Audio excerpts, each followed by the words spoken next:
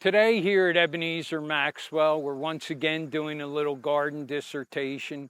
And today we're going to be talking about flower arranging and how you should proceed with flower arranging.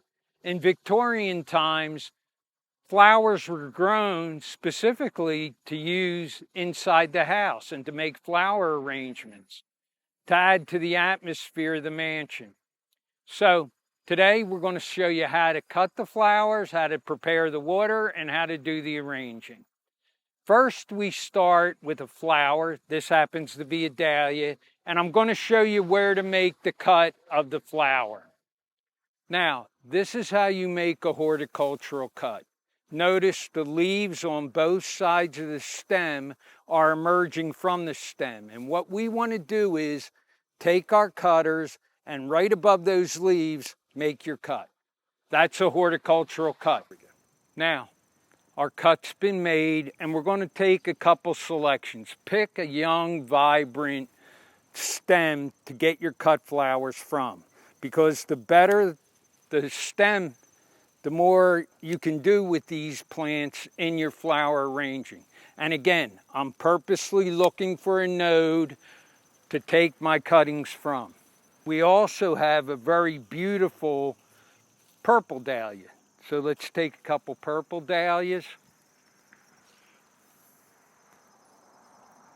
This orange plant is Tithonia, and we're going to make a couple horticultural cuts and get ourselves some Tithonia. As you can see here, this is a beautiful color combination. Okay, and this is what we're going to use in our vase. I'm going to take a few more of the dahlia. We come over here and we'll add a little bit of phlox. This is called phlox, this pink flower.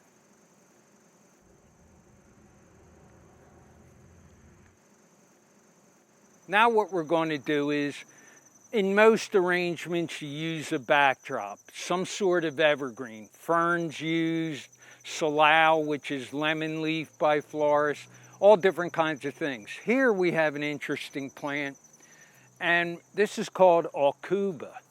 And the aucuba is going to be used as our backdrop plant in our arrangement.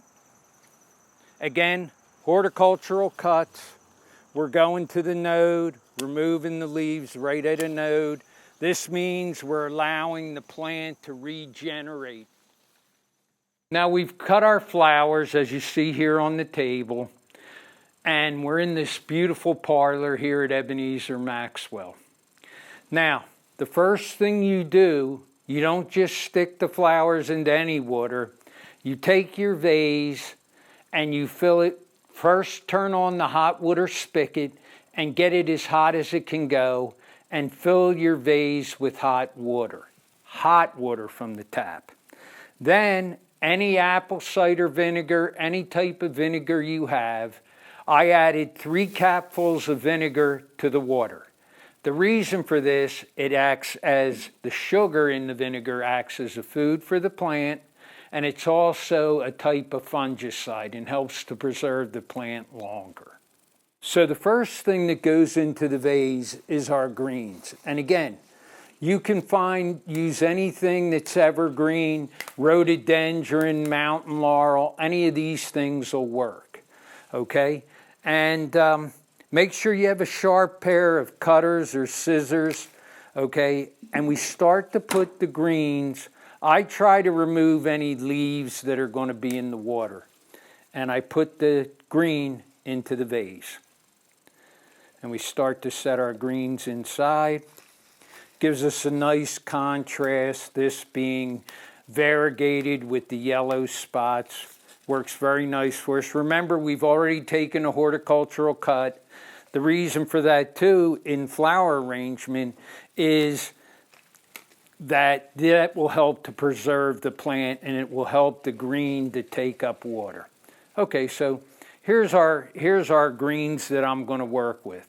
Now we take the dahlia. You can start with any flower, and we try to work what's called a Williamsburg arrangement. So we work in odd numbers. I put this in first, and I'm going to put 3 around the plant.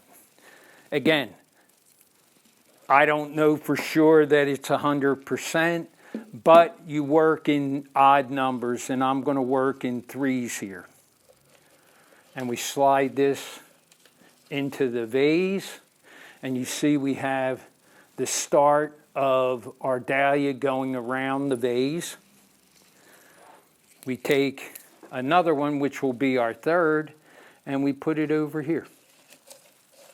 So now, as we turn the vase, anywhere you have this vase, it's a 3-dimensional vase, and it's a 3-dimensional arrangement, you'll see this burgundy color. Now what I'm going to do is I'm going to add this bright purple. And again, try to work in 3s, and I'm going to put this into the space between the burgundy flowers. So that's 1. This will be 2, and we turn the vase, and this will be 3. And this one's kind of interesting because it hasn't quite opened up all the way yet. So there's our 3 purple. And as I turn the vase, again, it's a 3-dimensional design. You get to see no matter where the vase is put on the table, people will view the same colors. Now I'm going to add some of our Tithonia. And I want to make sure that we mix the Tithonia in. So I'm going to cut at different lengths.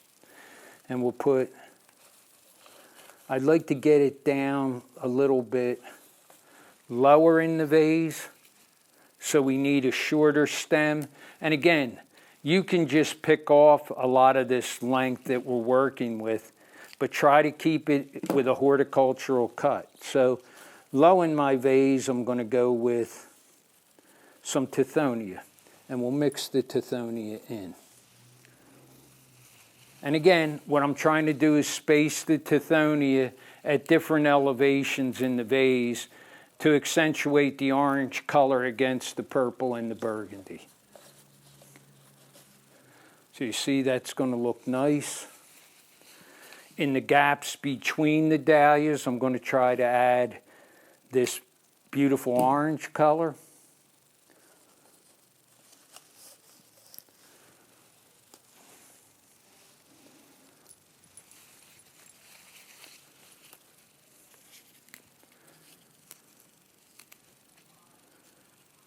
And you do have to be a little careful. You don't want to bend any of the stems. You want the stems to slide down in the vase. So see, I'm pulling back the other flowers so I can accommodate the orange. So you see I slid that orange flower down into the center. And you see the orange accentuates these other colors that we have. And I'm trying to keep it set up so that each of these flowers can be displayed and have their own merit.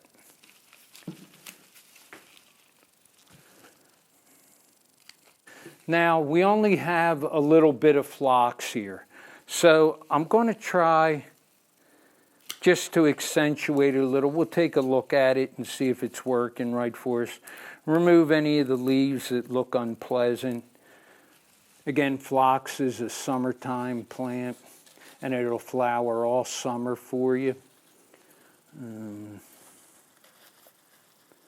you have to feed these plants in, but as you can see, the pink starts to show up a little bit different and gives you a little bit different color to look at. And everything's within the same context. I don't think that any one flower outshines another. These are all pretty bright colors. So we're going to slip that in. I'm going to remove that. And let me get in here. Sometimes you have to remove a little bit of the green, but you see how I'm working the pink in. And if you look at the display from here, I think it's quite beautiful. And remember, these are plants, you didn't have to run out and buy any flowers. These are plants that we're actually growing in our yard out here. So you should think in the springtime of plants that'll benefit you, and you can actually start your own little flower arranging. And again, you see, now if you look here, all the way around, I'm going to turn it very slowly. And you see the colors that we have. And it goes all the way around the plant. And I think that looks pretty good from where I'm standing.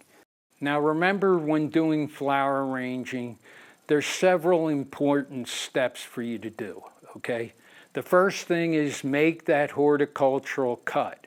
And remember, you follow the stem where the leaves emerge from the stem. You want to cut the stem off right at the part above those two leaves. That's called a node. And that part that you take away from the plant, at that end of the stem, it's actively growing, and that's what will cause the plant to take up water, and it will keep your flowers erect. Number two, you have to use hot tap water, okay? And again, you turn the spigot on. When you see a little bit of steam, fill your vase up. Go to the cupboard. This is the third important step, and add that vinegar to the water. I would say in a vase that you saw us use, again, I used 3 capfuls. 2 tablespoons to most vases is sufficient. You're causing the plant to take up sugar, which is a nutrient. And then also the vinegar is also a type of fungicide that helps to preserve the flower. And after that, it's just how you want to arrange the plants. Have them laid out on a table in front of you in groups, and assemble the colors so that they mix properly. Hope you had fun watching us, and come back again soon. Thank you.